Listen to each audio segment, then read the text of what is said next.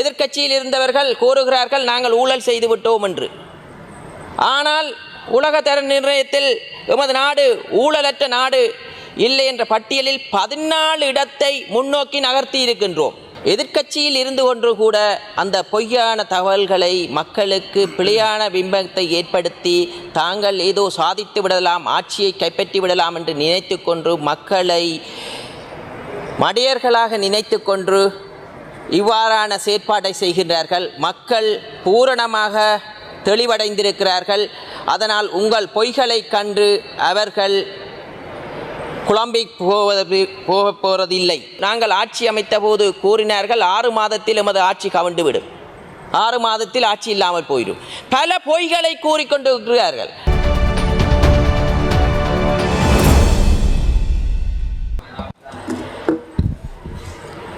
ரச்சோலை அனல் மின் நிலைய நிலக்கரி கொள்முதல் தொடர்பான ஒரு பொய்யான விவாதத்தில் கலந்து கொள்கின்றேன்.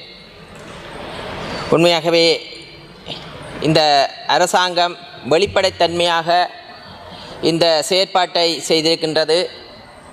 ஏனென்றால் இந்த கொள்முதலில் 10 விலைமானுதாரர்கள் கலந்து கொண்டிருக்கின்றார்கள். வெளிப்படைத்தன்மையாக நடைபெற்றிருக்கிறது. அது தெளிவாக அமைச்சரவர்கள் கூறியிருக்கின்றார்.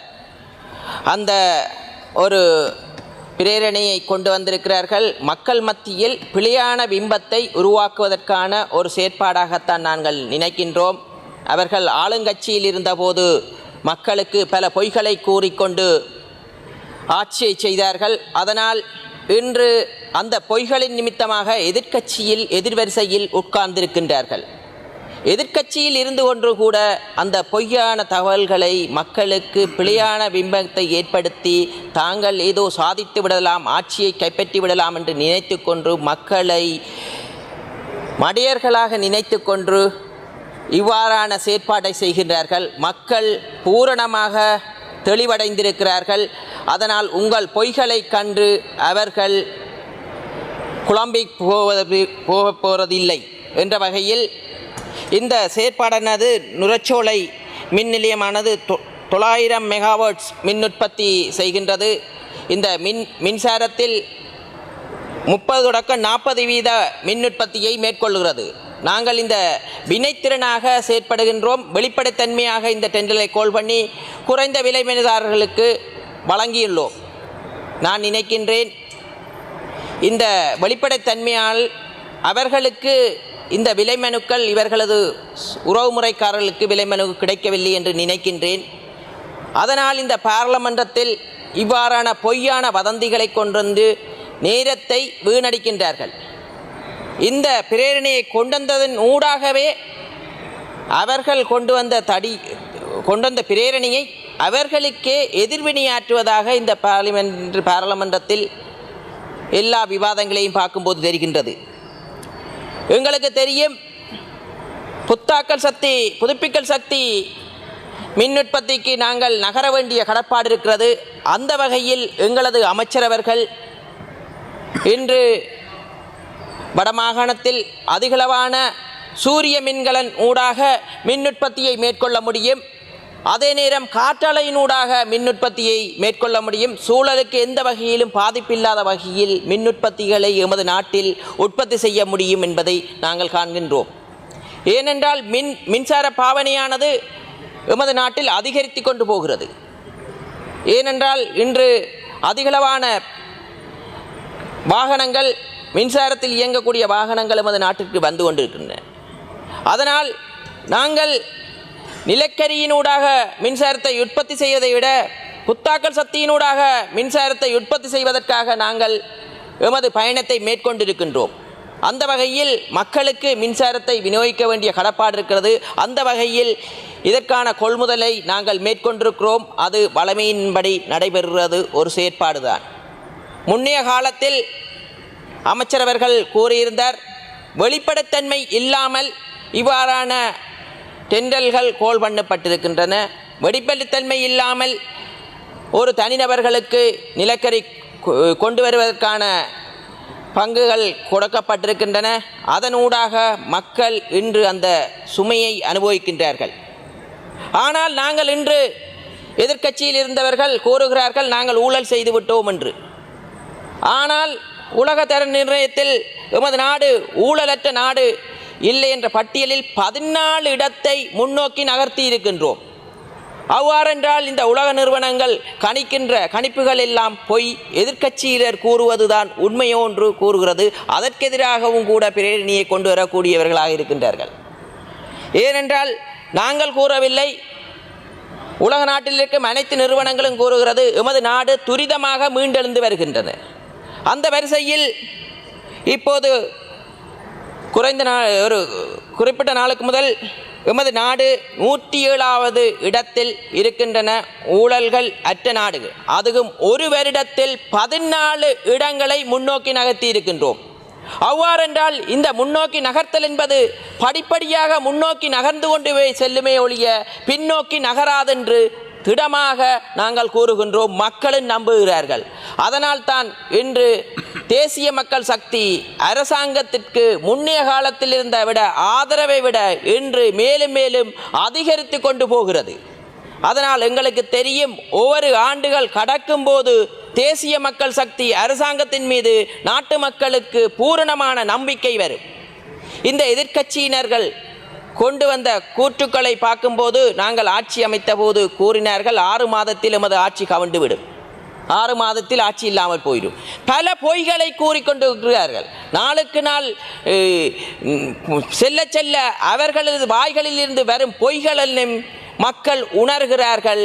மக்கள் உணர்வதனால் தான் இன்று தேசிய மக்கள் சக்தி மீது நம்பிக்கை அதிகரித்த வண்ணமே இருக்கின்றது. அதனால் நாங்கள் ஒன்றை கூறுகின்றோம், இன்று முந்தைய ஆளுங்கட்சியில் இருப்பவர்களுக்கு வடமாகாணத்திலோ தமிழ் மக்கள் மத்தியிலோ முஸ்லீம் மக்கள் மத்தியிலோ எந்த ஆதரவும் இல்லை. ஆனால் இந்த முறை எமது ஆட்சி கைப்பற்றிய உடனேயே பாராளுமன்றத்தில் பெரும்பான்மையான தேசிய மக்கள் சக்திக்கு வடமாகாணத்தில் இருந்து இன்று பாராளுமன்றத்தில் அரசாங்கத்தில் இருந்து அங்கம் வைத்துக் கொண்டிருக்கிறோம்.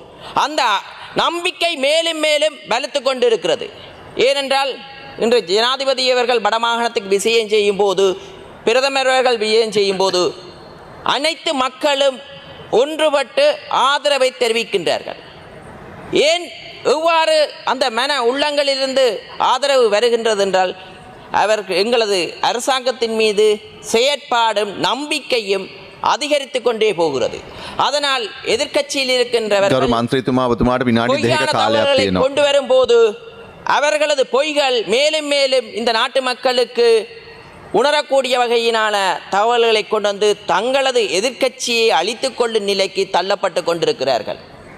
நாங்கள் ஒன்றை கூறுகிறோம், நேற்றைய தினம் கூறியிருந்தார்கள் நாங்கள் ஏதோ அமைச்சு பதவியை ஏற்றதாக. இவ்வாறான பொய்யான வதந்திகளை பரப்புகிறார்கள். இன்று ஆளுநரை நியமித்தது நாட்டின் ஜனாதிபதி அவர்கள். ஆளுநருக்கு பக்கபலமாக நாங்கள் எமது ஆதரவையும் வினைத்திறனாக இயங்குவதற்கு நாங்கள் ஆதரவை வழங்குவோம், அவர்களை சந்திப்போம். இவர்கள் கொழும்பில் யாழ்ப்பாணத்தில் வாக்கை பெற்றுவிட்டு கொழும்பில் அதிசொகுசாக வீடுகளில் வாழ்கின்றார்கள். யாழ்ப்பாணத்துக்கு வருவதில்லை. எங்கே கூட்டம் என்றால்தான் மட்டும் பெறுவார்கள். அவர்கள் இந்த உயரிய சபையில் வந்து பிழையான தகவல்களை மக்கள் மத்தியில் பரப்புகிறார்கள். மக்கள் எங்களுக்கு கூறுகிறார்கள், அவர்கள் கூறுவதை கூறட்டும். உங்களது கடமைகளை நேர்மையாக செய்யுங்கள், உங்களுக்கு ஆதரவு பலக்கும் என்று வடமாகாணத்தில் இருந்து கூட நேற்று கூட தொடர்பு கொண்டு தொலைபேசியினூடாக தெரிவித்திருந்தார்கள். அந்த வகையில் அவர்கள் இந்த பாராளுமன்றத்தில் வந்து கத்திவிட்டு செல்ல வேண்டியதுதான். ஏனென்றால் அவர்கள் கூறிய வசனங்களுக்கு கீழே கொமெண்டை போய் பார்த்தால் அவர்களுக்கு எதிர்மறையாகத்தான் இருக்கிறது. நாளுக்கு நாள் தமிழ் மக்கள் மத்தியில் தேசிய மக்கள் சக்திக்கு அதிகரிக்கும் என்ற திடமான நம்பிக்கை இருக்கிறது. ஏனென்றால் தேசிய மக்கள் சக்தி இந்த நாட்டு மக்களுக்கு எவருக்கும் துரோகம் செய்யாது, தமிழ் சிங்கள முஸ்லீம் என்று பார்க்காது, இந்த நாட்டு மக்கள் என்றுதான் இந்த அரசாங்கம் பார்க்கும் என்று கூறிக்கொண்டு விடைபெறுகிறேன். நன்றி, வணக்கம். சுவிட்சர்லாந்துல வீடு வாங்க போறீங்க, இல்ல ஆல்ரெடி உங்களுக்கு அங்க வீடு இருக்குன்னா இந்த வீடியோ உங்களுக்காக தான். ஸோ ஸ்கிப் பண்ணாம ஃபுல்லா பாருங்க. ஒரு மனிதனுக்கு வீடு அப்படிங்கிறது ரொம்பவே அத்தியாவசிய தேவை. அத்தியாவசிய தேவைகள்ல முக்கியமான பங்கு வகிக்கிறதே இந்த வீடு தான். ஸோ அப்படி வீடு வாங்குறது விற்கிறது இது சம்பந்தமா உங்களுக்கு இருக்கிற நிறைய ப்ராப்ளத்துக்கு சொல்யூஷன் தர ஒரே இடம் தான் உங்கள் செல்வாசக். Your future our vision. இப்போ சுவிட்சர்லாந்துல வீட்டோட வட்டி விகிதத்துல வந்து நல்ல மாற்றம் வந்திருக்கு, நிறைய குறைஞ்சிருக்கு. ஸோ நீங்க ஏதாவது அக்ரிமெண்ட் போட்டு வச்சிருக்கீங்கன்னா இப்பவே அதை ரெனிவல் பண்ணி மாற்றி வச்சுக்கிட்டீங்கன்னா உங்களுக்கு நிறைய ப்ராஃபிட்ஸ் இருக்கும். ஸோ இது சம்பந்தமா உங்களுக்கு ஏதாவது அப்டேட்ஸ் வேணும், இந்த மாற்றத்துல உங்களுக்கு ஏதாவது டவுட் இருக்கு அப்படின்னா மறக்காம ஸ்கிரீன்ல தெரிய நம்பருக்கு கால் பண்ணுங்க. சுவிட்சர்லாந்துல நீங்க வீடு வாங்கணும் இல்ல வீடு விற்கணும் அந்த மாதிரி ஏதாவது உங்களுக்கு தேவைகள் இருந்தா மறக்காம எங்களை காண்டாக்ட் பண்ணுங்க.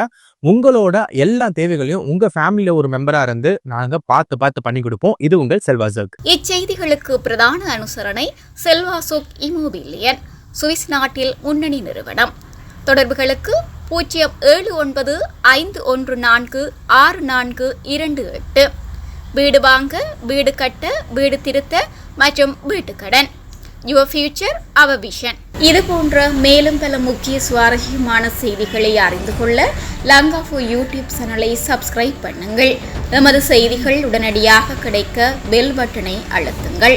அத்தோடு எமது செய்திகளை மற்றவர்களும் பார்வையிட ஷேர் செய்யுங்கள். நன்றி.